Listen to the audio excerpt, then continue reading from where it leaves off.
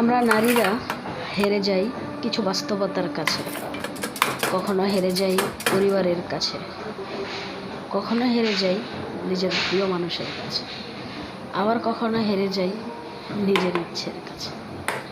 আমরা চাইলেও নিজের ইচ্ছে মতো চলতে পারি না, আমরা চাইলেও নিজেদের ইচ্ছের কথা কাউকে বলতে পারি না। ছোট ছোট ইচ্ছেগুলো আমরা চাইলেও পূরণ করতে পারি না। আমরা চাইলেও আমাদের ভালোবাসা দিয়ে কাউকে খুশি করতে পারি, আমরা চাইলেও আমাদের ভালোবাসা কাউকে বোঝাতে পারি না।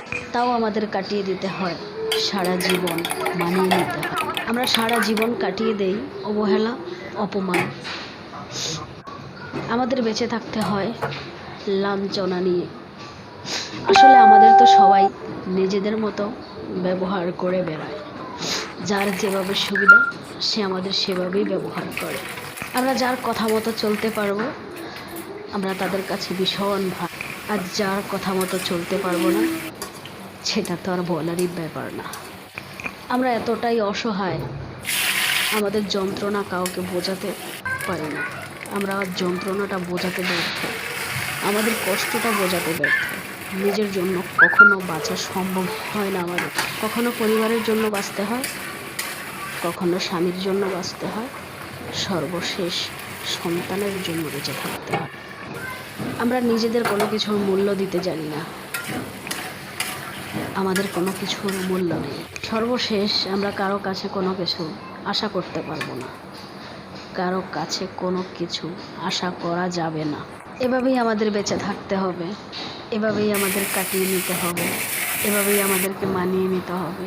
আমাদের দিন চলে যাবে, আমাদের এভাবেই বছর চলে যাবে, একটা সময় বৃদ্ধ হয়ে যাব, এভাবেই আমাদের মৃত্যুবরণ হবে, এভাবেই আমরা কবরে চলে যাব।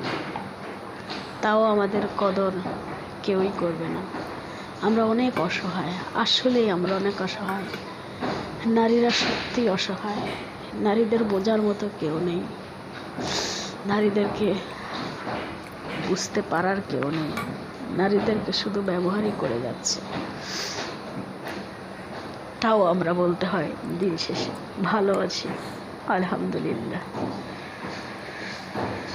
আমাদেরকে বলতে হয় কষ্টে থাকা সত্ত্বেও আমরা ভালো আছি।